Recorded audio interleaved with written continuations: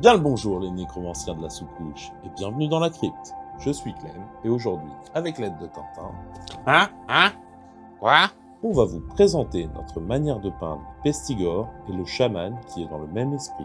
Mais vous allez voir, on a fait des choix plutôt audacieux pour le démarquer de ses confrères. Ça c'est le moins qu'on puisse dire, hein. Donc, au programme, teinte de peau saturée, cuir désaturé, des cornes dont même Satan détournerait le regard, et le tout emballé dans un tissu bien vieilli. Allez, vide ta palette, charge un nouveau papier et on descend dans la crypte pour donner vie à ces capridés des profondeurs de jade. Bon, on va démarrer par les pestigores, et comme sur ceux-ci, la partie la plus présente c'est la peau, Un peu comme sur toutes les figurines finalement. et comme on voulait leur donner cet aspect d'homme bête, on a décidé de leur faire une base plutôt sombre avec la couleur Arabic Shadow de chez Skell. Elle fonctionnera très bien sur le bas de la figue pour la transition avec les sabots, et nous donnera une bonne base pour faire de belles ombres au niveau des muscles. On applique une couche bien partout, et une fois fini, ça devrait ressembler à ça. Comme à notre habitude, on va maintenant venir faire un ancrage sur toute la peau. Ici, on utilise du Dark Tone de chez Army Painter pour un maximum de contraste dans les creux. On y va doucement sur les aplats, car le wash est quelque peu épais et on ne veut pas perdre en définition. Voilà, le wash est sec, et maintenant on va vouloir récupérer notre tonalité de base. On va donc revenir avec l'Arabic Shadow sur tous nos aplats, en faisant bien attention de ne pas aller dans les creux. C'est une étape assez importante, car c'est celle-ci où l'on prépare nos futurs éclaircies. C'est un peu des fondations au final. C'est même étonnamment ça. Donc on prend son temps et on réfléchit bien à nos lumières et ce que l'on voudrait faire ressortir par la suite.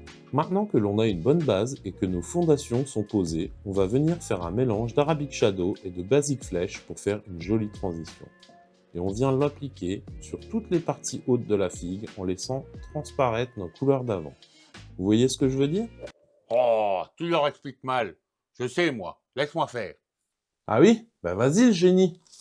Jingle! Les petits tutos de Tintin, les petits tutos de Tintin. C'est moi. Bon, vous avez ici une superbe photo de moi-même. Quand on vous parle de couche de base, on commence grosso merdo à recouvrir tout le truc. Vient ensuite l'ancrage, qui sera représenté par ce noir. L'ancrage vient se mettre dans les creux. Ici et ici. En général, on le fait sur toute la figue pour la facilité du débutant. Ensuite, on vient souvent repeindre. Et l'idée, quand on vous dit de ne pas aller dans les creux, c'est de revenir sur les aplats. Vient ensuite, et c'est là qu'on parlait de transparence, le premier éclairci. Celui-ci vient comme ceci. Et souvent, par la suite, on vient en faire un dernier. Comme ceci. Et voilà. Si on devait les traduire sur les plats, ceci serait comme cela. Première éclaircie. Deuxième éclaircie. Et ainsi de suite. Tadam! Les petits tutos de Tintin. C'est moi. Alors? Oui, bah, c'est vrai que c'est pas mal. Du coup, en suivant les conseils affûtés de notre ami commun, on va venir faire un deuxième éclairci, cette fois-ci avec le Basic Flèche tout seul. Et le tout en allant de moins en moins vers le bas de la figue au niveau des sabots. Car on veut cette partie plus sombre pour la transition au niveau des sabots.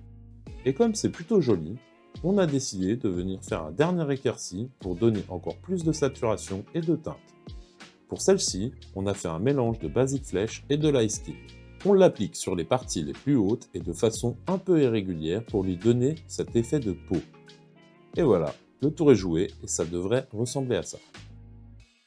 Alors, pas mal hein? C'est français. En même temps, avec un expert comme moi. Dis-moi, ça va le melon? Ok, on va maintenant passer sur le chaman. Comment ça? Elle est pas finie la fille.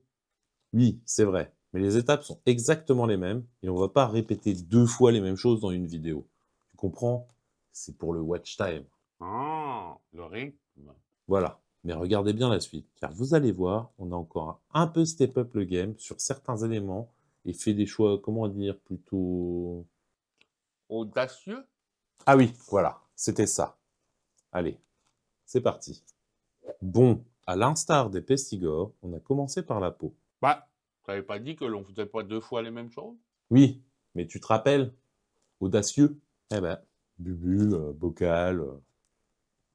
Donc, je disais, on a commencé par la peau. Et comme c'est un chaman, on a voulu lui donner cet aspect de vieille chèvre magique bizarre. Et pour ceci, on voulait lui faire une peau dans les tons rosâtres. Ah, je vous ai dit, hein, c'est audacieux, mais trust the process. On a donc commencé avec une base de Purple Sunset, pour lui donner une sous-couche entre guillemets violette.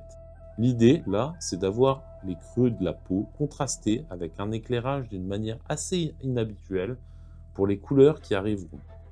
On vient donc l'appliquer partout, sauf sur les poils et au-dessus des pustules. Des suites de notre couleur de base, on va venir faire une encre avec du Purple Tone. Mais comme on est dans une constante évolution, cette fois-ci, on ne va pas l'appliquer partout, mais juste dans tous les creux de la peau et autour des pustules. Là, on vient chercher la définition un maximum. Et quand vous pensez avoir fait le tour, on va revenir avec notre couleur de base pour rééclairer nos aplats et préparer la suite. Vous vous rappelez du tuto de Tintin? Gentillet, et on pense à nos lumières futures. On va maintenant venir contraster totalement notre couleur avec un fuchsia de chez Scale. Et comme je vous le montre, on affine nos couleurs sur la palette pour qu'elles soient quelque peu transparentes. Et maintenant que l'on a un mélange adéquat, on va venir commencer cette transition.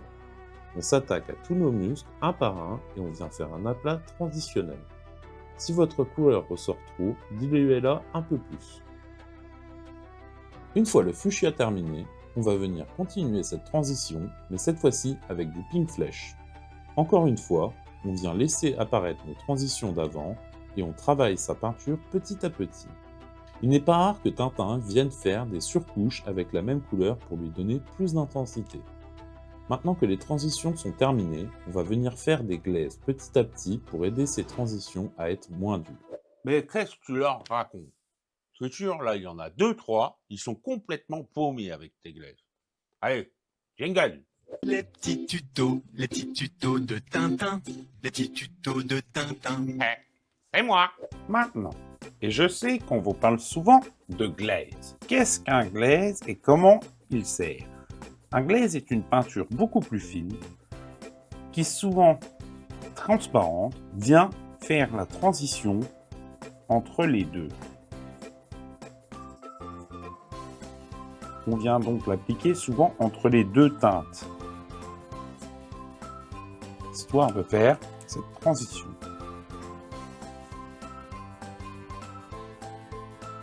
Et voilà, vous savez tout sur les transitions. Les petits tutos de Tintin. C'est moi! C'est vrai que là maintenant, vous savez où les placer. Donc, vous faites ça bien petit à petit et couche sur couche.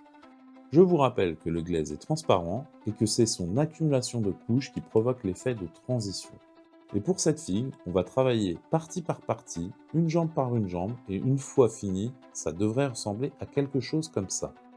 Bon, je n'ai pas les rushs, mais pour les pustules, on a tout simplement fait ça avec du FX fluo. Ah, je vous l'avais dit, c'est audacieux. Maintenant que l'on a fini avec la peau, on va venir faire les poils et les espèces de dreads. Et là, on voulait un effet vieille biquette rasta avec une couleur neutre pour ne pas trop contraster avec la suite. Ouais, c'est un peu le foufou de la bande. Ici, rien de bien compliqué. On vient lui appliquer une couche de gris neutre sur tous les poils des jambes et des bras. Et ensuite, une bonne couche sur les espèces de dreads. Et on n'oublie pas la barbichette. Ensuite, on vient lui faire une bonne encre avec un nul oil de chez Games. Ici, c'est pareil, les dreads et ensuite les poils un peu partout. Et on va revenir éclairer le tout avec la couleur de base une fois sec. J'entends par là le gris neutre. Puis, un premier éclairage avec la couleur NASCAR, rien d'exceptionnel, on continue avec les conseils de Tintin. Et enfin, on vient faire un dernier tiny éclairci avec le blanc. et celui-ci juste sur les arêtes, dans les zones les plus à la lumière, principalement les dreads. Ah, je vous l'avais dit, hein. Très simple. Dit-il. Allez, revenons-en à nos biquettes. On va maintenant passer à nos tissus, et pour ceci, on a voulu contraster avec du vert, car pour l'instant, notre chamane tourne dans les tonalités froides. Et on voulait une couleur pour rassembler le tout. On va donc appliquer une couche de Goblin Green sur sa cape. Et ensuite, une couche de base d'Arden Green sur les tissus de la tête et le drapé d'entrejambe. On vient ensuite leur faire un ancrage de Green Tone dans tous les creux et les plats que l'on voudrait assombrir. On est d'ailleurs revenu plusieurs fois sur certains endroits afin de les assombrir sans faire de pâté. Une fois cette encre sèche, on est venu rehausser avec notre couleur de base en faisant ce qu'on appelle du stippling. Le stippling, c'est l'action de faire plein de petits points. On fait ça à certains endroits sur les aplats pour donner un effet tissu vieilli. Et bien sûr, sur les arêtes, on fait des beaux aplats. Maintenant, même principe qu'avant, mais avec du spring green. Stippling sur les aplats pour créer de la texture et aplat sur les arêtes. Et enfin, un dernier éclairci avec du fall green sur les arêtes et le zénith des aplats. Il vous reste maintenant à faire la même chose sur les tissus du visage et l'entrejambe, mais cette fois-ci avec du mélange d'Arden Green et de fall green, et une deuxième fois avec un peu plus de fall green dans votre mélange. Oui, bah, j'avais pas la couleur que je voulais. Et voilà, ça devrait ressembler à quelque chose comme ça. Il est temps maintenant de s'attaquer au cuir. Et pour ceci, on va commencer par une base de brand leather partout sur nos cuirs. On l'applique sur le sac à dos, sa lanière autour du tissu, la petite pochette et la ceinture. On va venir ensuite faire un mélange de brand leather et d'orange leather pour venir l'appliquer sur les extrémités de la lanière de la ceinture. Pour ce qui est du sac et de la petite pochette, on va se concentrer sur le haut de ceux-ci, là où le nœud est fait, ainsi que le bas du sac, là où le poids réside et donc l'usure. Une fois fait, on va commencer à appliquer notre effet de cuir vieilli avec l'orange leather en suivant notre couche précédente, mais cette fois-ci en faisant des petites lignes, comme pour marquer le cuir de petites rayures. On prend son temps, on vient dessiner de l'usure et du volume. À ce point, il ne nous reste plus qu'à confirmer ce que l'on a fait précédemment, et cette fois-ci avec la couleur Iroko, et beaucoup plus finement en venant faire du stippling et de fines rayures. On travaille doucement, on observe, et petit à petit, on vient sculpter la couleur pour avoir l'effet escompté. Bon, et comme on a la couleur Iroko de sortie, on va en profiter pour faire quelques détails sur les tissus, et peindre la couche de base des bandelettes du bâton de ce chaman et le chapelet dans sa main. Une petite encre soft tone sur ceux-ci, et on va pouvoir passer au bois. Pour eux, je vais essayer d'aller au plus vite, car un gros morceau nous attend ensuite. Mais grosso merdo, j'ai fait une balse de walnut, suivie d'un ancrage de Nuloy, puis un éclairci de sandalwood mélangé au walnut sur le plat, et enfin un dernier éclairci de sandalwood juste sur les extrémités du fil du bois. Ouf! Et ça devrait ressembler à ça.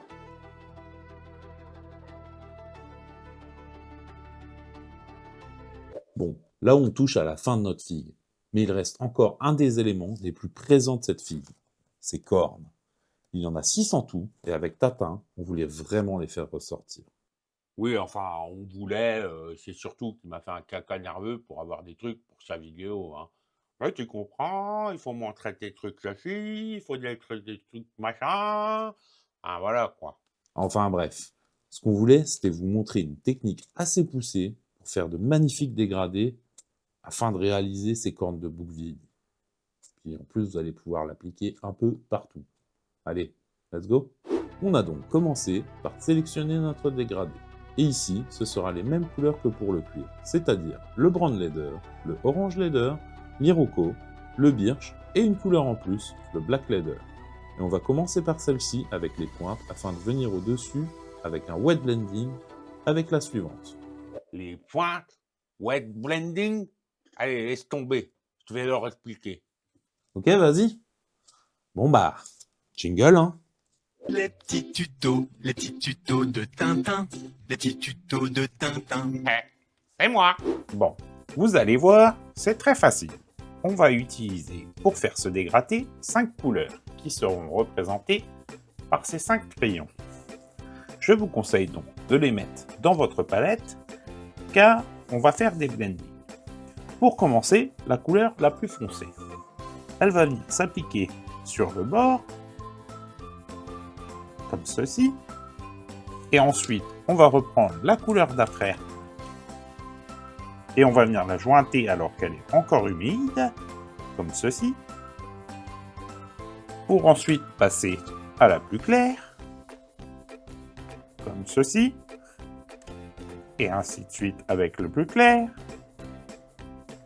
pour en arriver à celle-là. Et avec un petit accéléré, cela donne ça.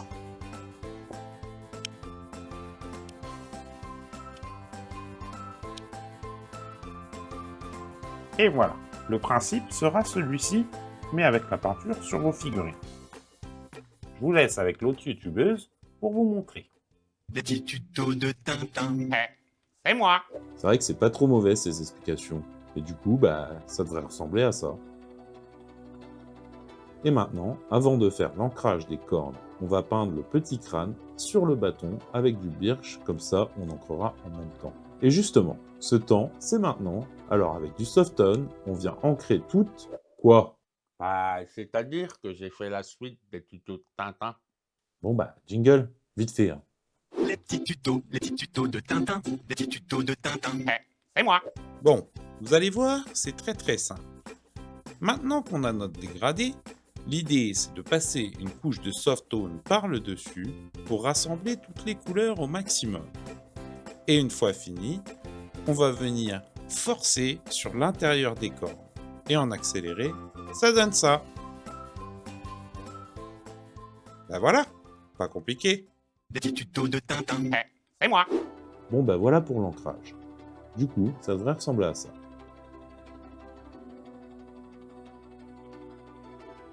Et à ce moment-là, vous avez des cornes magnifiques. Mais pour ceux qui voudraient encore aller plus loin, vous pouvez revenir avec la teinte de votre palette pour éclaircir les arêtes de ces cornes. Utilisez toujours la teinte que l'on a utilisée pour la base du dégradé. C'est toujours une étape en plus, mais franchement, regardez, c'est quand même très joli. C'est vrai qu'il faut dire que c'est quand même quelque chose. Oui, là je dois avouer, chapeau l'artiste. Allez, on finit ? Il nous reste à faire nos sabots en suivant la même méthode que pour nos cornes. Et enfin, nos métaux. On va donc commencer par une couche de déquet métal au milieu de notre dague et dans tous les endroits où la lumière ne touche pas. Ensuite, avec du All Copper, on vient sur toutes les parties basses de ceci et on commence à se rapprocher du bord de la lame. Et vient maintenant une couche de Moonstone Alchemy sur le dessus des métaux et tout ce qui est à la lumière, ainsi que le bord de la lame. Si l'envie vous en prend, vous pouvez même éclairer vos métaux avec un peu d'heavy metal sur les parties les plus au zénith et quelques lignes sur la lame. Il reste un petit détail et ça sera fini. C'est le cœur qu'il tient dans sa main. Ici, on vient faire une couche de base de Deep Red, puis on vient l'éclaircir avec un mélange de Blood Red et d'Orange Mars. On vient ensuite tracer quelques veines avec le Caspian Blue et éclaircir avec du Bering Blue. Et enfin, quelques gouttes de FX Blood de chez Valero. Et ça, je vous conseille, si vous vernissez, de le faire après celui-ci, pour ne pas perdre son brillant. Ouf! Ça en fait des choses à faire, hein. Enfin, merci d'être descendu dans la crypte avec moi. Vous pouvez maintenant appliquer toutes ces méthodes sur les pestigores et vous verrez, vous aurez un super résultat. Alors c'est vrai, je n'ai pas passé beaucoup de temps sur les métaux, mais vous allez voir que ce sera le sujet d'une vidéo suivante. Il me reste maintenant à vous encourager à laisser un petit message pour les tutos de Tintin, Ça serait quand même sympathique.